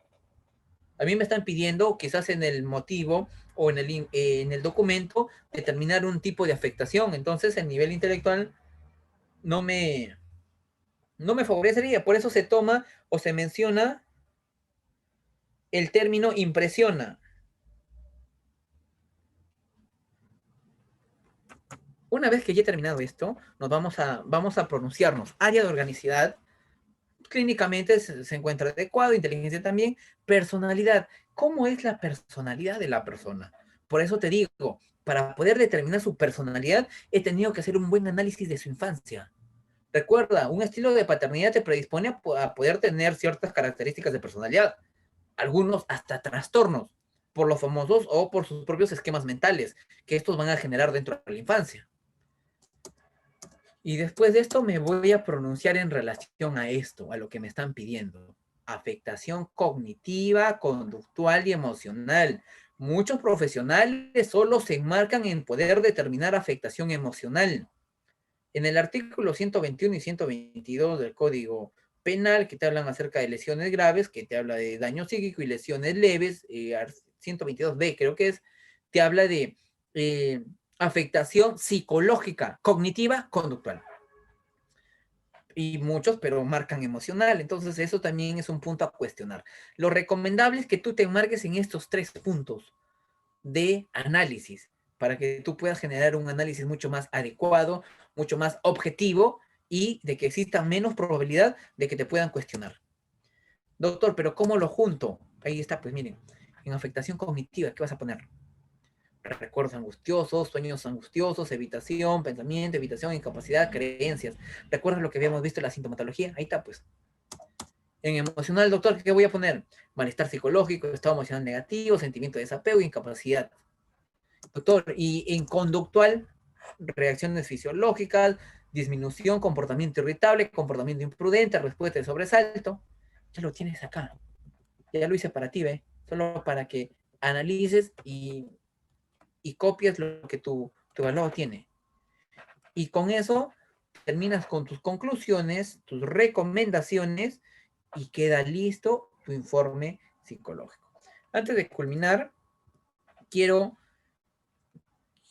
mencionarles esto a ustedes. Puedes pasarte la vida levantando muros o puedes vivirla saltándolos. ¿Qué quiero decir con esto? Que muchos de nosotros nos ponemos límites para poder llegar, ejecutar, hacer algo. Y yo les agradezco a ustedes por estar el día de hoy aquí conmigo y también a la Escuela de Posgrado de Lima por dar tan cordial invitación hacia mi persona para poder ejecutar estos eventos académicos. No sabe más el que tiene 20, 30 años de experiencia. sabe más quien se está actualizando diariamente con los cambios, las modificaciones, nuevos patrones, nuevas investigaciones en relación a lo que más te gusta. Si eres psicólogo y te gusta clínica, tienes que estar actualizado en todo lo que es psicopatología. Si te gusta el área educativa, tienes que estar actualizado en todo lo que es psicopedagogía. Si te gusta lo forense, tienes que estar actualizado en los nuevos trastornos que están asociados a conductas criminales y también a códigos penales, a tipificaciones legales. Entonces, tú eres tu propio límite en la vida. Nadie más es tu límite que tú mismo. Muchas gracias por estar aquí. No sé si existe algún tipo de pregunta para poder absolver algún tipo de duda.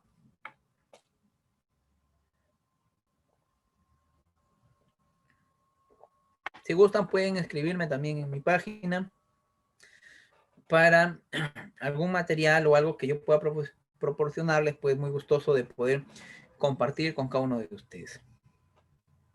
Muchísimas La gracias, pregunta, profesor. Tenemos una pregunta, es continuada de Hermelinda Enríquez. a ver, ¿cuál es la pregunta, autorita?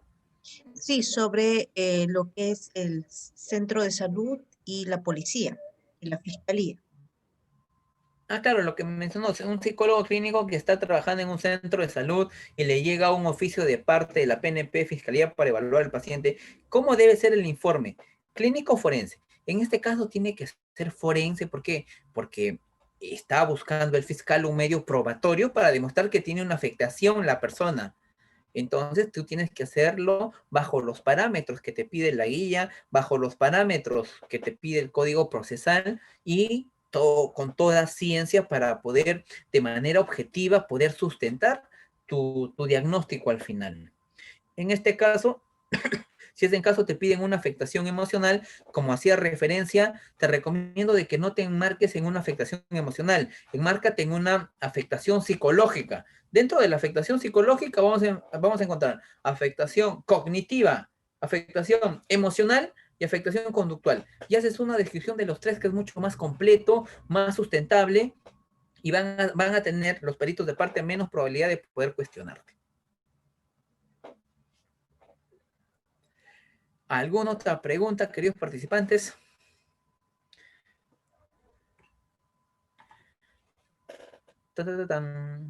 Bueno, no habiendo más preguntas, muchísimas gracias. Ah, aquí hay una. A ver, permítame, vamos a ir. Doctor, buenas noches. Una pregunta. ¿Por qué muchas veces se determina que no existe afectación cognitiva ni conductual en la división médico-legal del Ministerio Público y en el informe psicológico de los CEN se determina una afectación conductual? Aunado a ello, con un riesgo severo, los jueces, ¿cuál deben valorar? Eso es lo que les decía de antes. No sé si ustedes me escucharon, pero eso es lo que yo les había mencionado de antes. El procedimiento, y como mi mentor, el doctor Manuel Bermúdez Tapia, también hace mucho hincapié, referencia a esto, el proceso es malo, está mal estructurado. ¿Qué es lo que pasa? Hay una presunta víctima, y esta presunta víctima va a la comisaría. Los de la comisaría, por ende, ¿a dónde la mandan? Al SEM, porque hay comisarías perdón, hay SEM en las comisarías. Entonces, la señora pasa por el abogado, pasa por la asistente social y pasa por el psicólogo o la psicóloga. Y la psicóloga agarra y tiene su informe psicológico y determina que tiene una afectación. Pero, ¿qué sucede con nuestros fiscales? A veces dicen, ¿de dónde es el informe? Del SEM. Ay, no sé, no confío. Mira, me han hecho así la otra vez, no sé. ¿Sabes qué? Vamos a mandarle a medicina legal, ¿ya? Vamos a llevarle. Y a la presunta víctima la mandan después de un mes, 15 días, 2 meses a medicina legal. Aquí tiene afectación. Medicina legal hace la pericia y aquí arroja que no tiene afectación. Pero te preguntas, pero si son dos entidades que han evaluado a una misma persona, ¿por qué uno vota que no y por qué el uno vota que sí? Primero, eso es una mala praxis del fiscal. Yo creo desde mi punto, un análisis, que el fiscal debería ceñirse, o ya sea lo que el Centro de Emergencia Mujer haga, realice, o ya sea lo de medicina, pero no dos. ¿Saben por qué? Y me ha tocado en casos de experiencia propia que venía la persona a contratar mis servicios, el abogado, y me decía, doctor, hay dos informes. Mira, uno dice que sí, el otro dice que no. ¿Cómo? Hay que cuestionar uno. Ya, pero doctor, fácil.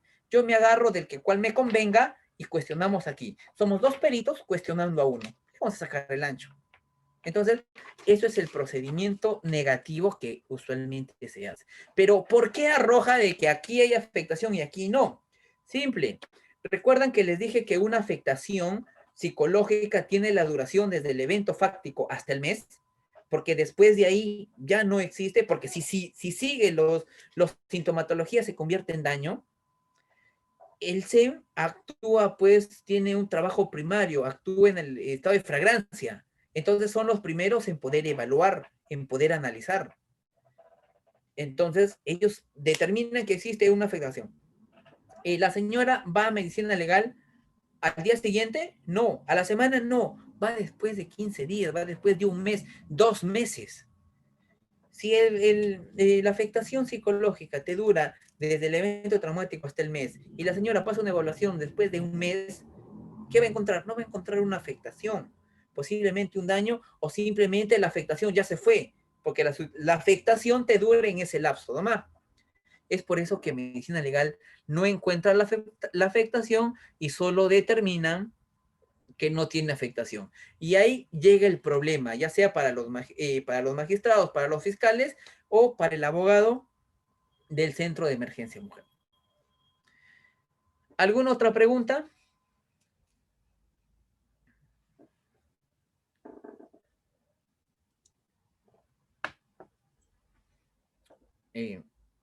Bueno, no habiendo otras preguntas, nuevamente muchísimas gracias y yo gustoso de poder colaborar con cualquier material o todo. Es más, los materiales la entidad aquí presente los va a tener para que ya pueda compartirlos con ustedes.